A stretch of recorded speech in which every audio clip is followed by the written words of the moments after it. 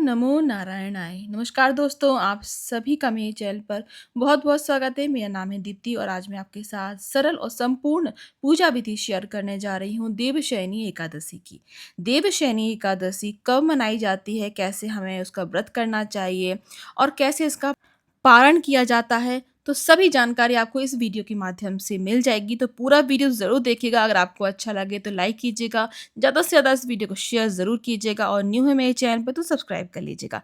देखिए, सबसे पहले तो ये जो एकादशी है, इसमें आपको नाम से ही समझ में आ रहा होगा देवशयनी एकादशी, यानी कि देव यानी श्री हरि विष्णु जो हमारे परम पूजनीय देव हैं, वो अपनी योग निद्रा के लिए 4 माह के लिए चले जाते हैं क्षीर सागर में, जिसको चतुर्मास भी कहा जाता है। तो उसकी हम पूजा करते हैं, शयन कराते हैं देवों की, तो वही पूरी जो विधि है वो आपके साथ मैं आज शेयर कर रही हूँ। तो ये देखिए, सबसे पहले तो सुबह नहा धोकर स्वच्छ वस्त्र पहनकर अच्छी तरीके से सभी चीज़ों से निवृत्त हो लीजिए और अच्छे से स्वच्छ साफ वस्त्र पहनकर आपको इस पूजा का संकल्प ले लेना है। व्रत का संकल्प ज़रूर ले लीजिएगा ध्यान से।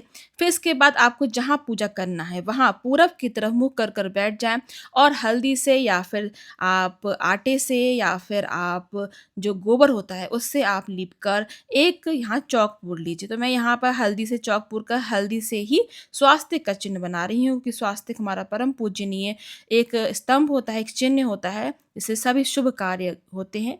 तो यहाँ पर मैंने स्वास्तिक बना लिया है, इसको हम पूज लेंगे अच्छी तरीके से। इस पर आप तिल डाल सकते हैं या फिर आप मूर्धन डाल सकते हैं या फिर जो पसे के चावल होते हैं वो भी डाल सकते हैं। इसमें थोड़ा-सा हम रोली और थोड़ा-सा चंदन भी ज़रूर डालें। कभी भी कोई भी हम शुभ चिन्ह बनाते हैं, चौक पूरते हैं, तो उसको एक रंग से नहीं रंगते, कम से कम 3 या 4 रंग से उसको रंग देते हैं।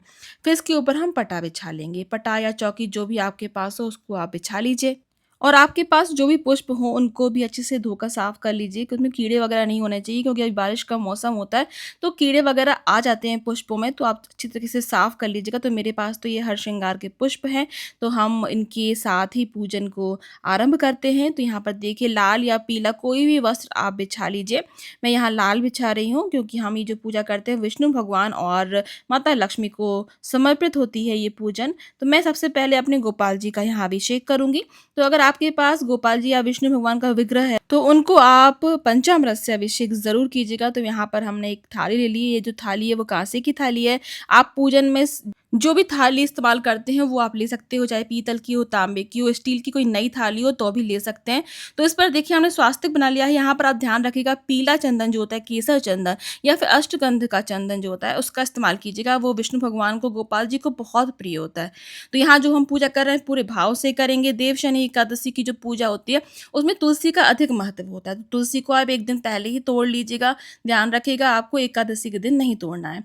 ये जो पूजा होती है वो भगवान विष्णु के लिए होती है। तो अगर आपके पास विष्णु भगवान का विग्रह है तो आप उनकी भी पूजा कर सकते हैं, या फिर कुछ भी ना हो तो उनकी फ़ोटो रख के भी पूजा कर सकते हैं। आप भावरूपी स्नान कराकर आप गंगा जल से छिड़काव कर कर आप पूजा कर सकते हैं। और आप पटे के पास आप तुलसी जी का कोई गमला हो, छोटा-सा ही हो, तो उसको ज़रूर रखिएगा। मैंने यहाँ पर एक आकृति लगाई है तुलसी के पेड़ की, ये रियल नहीं है, बस बताने के लिए आपको, कि आप तुलसी का पौधा ज़रूर रख लीजिएगा वहाँ पर आस-पास। उसके पास में ये पूजा करते हैं तो बहुत शुभ होता है। तो देखिए, सबसे पहले गंगा जल से हम अभिषेक करेंगे गोपाल जी का। फिर एक लोटे में, छोटे से कोई लोटा ले लीजिए, उसमें सभी चीज़ें मिक्स कर लीजिए। आप दूध, दही, घी, शहद, शक्कर, ये बहुत प्रिय होता है भगवान को। इससे हम अभिषेक करेंगे भाव रूपी, और एक साफ कपड़े से फिर अच्छी तरीके से हम पोंछ देंगे। मतलब कि अभिषेक करने के बाद आप फिर से जल अर्पित कीजिए और फिर उसको साफ कपड़े से पोंछ लीजिए उनको। और ये जो जल है इसको आप फेंकिएगा मत, सभी जगह अपने घर के चारों कोनों में आप छिड़क लीजिए और फिर किसी भी पौधे में आप डाल सकते हैं। तुलसी को छोड़ के आप किसी भी पौधे में डाल सकते हैं। फिर इसके बाद आप सिंहासन लगा लीजिए। अगर आपके भगवान सिंहासन पर बैठते हैं तो वहीं पर आप रख लीजिए, अलग से पटाल लगाकर जो हम पूजा कर रहे हैं। आप ये जो पूजा है अपने घर के मंदिर में भी कर सकते हैं, अगर वहाँ जगह है तो। जो भगवान के उपवस्त्र हैं वो हम पहना देंगे, थोड़ा-सा इत्र लगा देंगे और फिर जो उनकी नई पोशाक है वो पहनाएँगे। ध्यान रखिएगा, इस दिन आप नई पोशाक ही लाइएगा, क्योंकि ये जो एकादशी होती है ये बहुत ही महत्वपूर्ण एकादशी होती है। जैसे कि देव उठनी एकादशी होती है, निर्जला एकादशी होती है, जो बड़ी-बड़ी एकादशी होती है, उनमें हमें भगवान विष्णु को, भगवान गोपाल जी को, हमारे ठाकुर जी को नए वस्त्र पहनाने जाने चाहिए। तो यहाँ देखिए उनको पीला रंग बहुत प्रिय होता है, इसीलिए मैं उनके लिए नई जो है पोशाक लेकर आई थी, तो वही हम उनको पहना देंगे बहुत भाव से। ये जो एकादशी होती है वो आषाढ़ मास की शुक्ल पक्ष की एकादशी को होता है।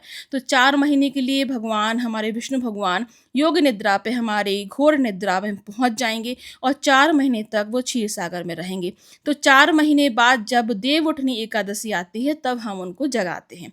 तो तब तक ये जो कार्यभार है, ऐसा कहा जाता है सावन लग जाता है, तो तब शिव जी, गणपति जी, माता गौरा और ये सभी जो भगवान हैं इनके लिए कार्यभार आ जाता है और 4 महीने वही सँभालते हैं हमारे पृथ्वी को, हमारे सारे संसार को। क्योंकि आपको पता ही है इसके बाद सावन लगता है, उसके बाद गणपति जी बैठते हैं और फिर माता दुर्गा बैठती हैं और फिर उसके बाद कार्तिक का महीना आ जाता है जिसमें फिर भगवान को जगाया जाता है। तो इस तरीके से पूरी पूजा हमें करनी है। बहुत ही सरल पूजा होती है, पर ध्यान रखिएगा कई लोगों का प्रश्न आता है कि देवशयनी एकादशी के दिन क्या सचमुच हमें भगवान को, अपने घर में भगवान हैं, उनको सुला देना है? तो ये देखिए बिल्कुल भी ये गलती बस मत कीजिएगा, क्योंकि हम गृहस्थ हैं, हम कोई मंदिर में नहीं हैं, हम गृहस्थ हैं और गृहस्थ में हम अपने भगवानों को, जो हमारे ख़ास करके हमारे गोपाल जी हैं, उनको हम सुलाकर नहीं रख सकते, अलग कहीं पर हम बंद कर नहीं रख सकते, इससे हमें उल्टा पाप ही लगेगा।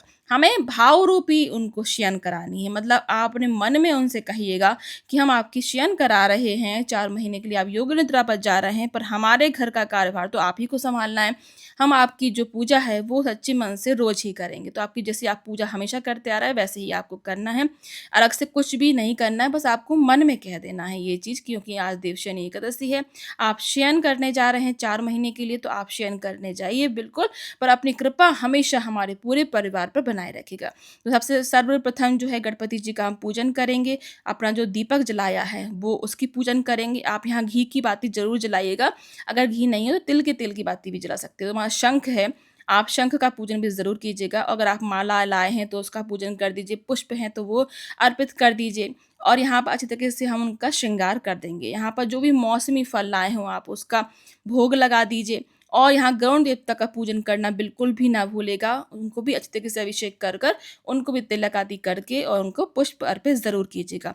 इस दिन आप तुलसी जी का भी पूजन बहुत अच्छे से कीजिएगा, उन पर चुनरी भी अर्पित ज़रूर कीजिएगा और उनको भी 16 श्रृंगार अर्पित कीजिएगा। तो यहाँ देखिए मेरे पास तुलसी की, यहाँ पर मैंने बहुत सारी तुलसी तोड़कर रखी थी, तो भगवान को हम अर्पित करेंगे। उनको बहुत प्रिय होता है अपने भोग में तुलसी का प्रसाद, और जो हम उनको श्रृंगार करते हैं उसमें तुलसी ज़रूर आप रखिएगा। और अगर आपके पास मोर पंख हो तो मोर पंख भी ज़रूर अर्पित कीजिएगा, उनके चौकी के पास आप उसको रख कर आप पूजा कीजिएगा, तो आपको विशेष फल की प्राप्ति होगी। आपका जो पूजा है, आपका व्रत है वो ज़रूर सफल होगा।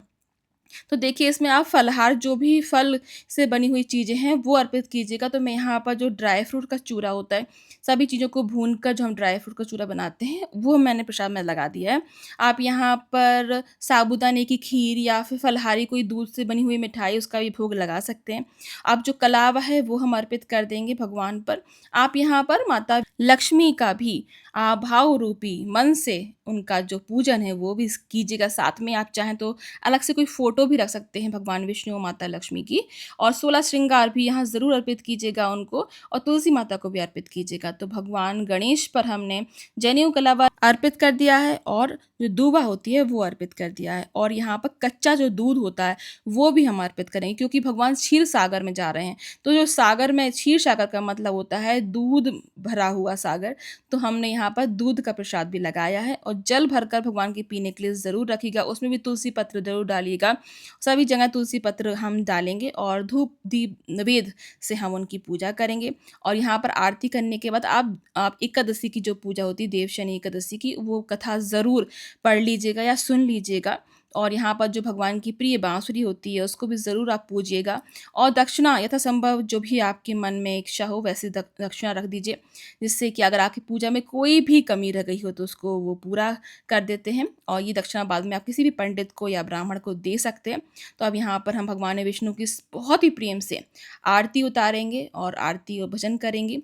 और कई लोग तो इस दिन अन्न के साथ-साथ पानी भी नहीं ग्रहण करते, तो जैसा भी आपके यहाँ होता हो वैसा कर सकते हैं, जैसी सामर्थ्य हो आपकी, आप वैसा कर लीजिए। अब समस्त पूजा का हम आचमन कर कर हाथ जोड़कर प्रार्थना करेंगे कि हे भगवान, हे विष्णु भगवान, हमारी पूजा को स्वीकार कीजिएगा, अगर हमसे कोई गलती हो गई तो माफ़ कीजिएगा। तो चलिए आज का ये वीडियो मैं यहीं समाप्त करती हूँ। आप सभी को देवशयनी एकादशी की हार्दिक शुभकामनाएँ। इस वीडियो को लाइक, शेयर एंड सब्सक्राइब करना बिल्कुल भी ना भूलिएगा। धन्यवाद।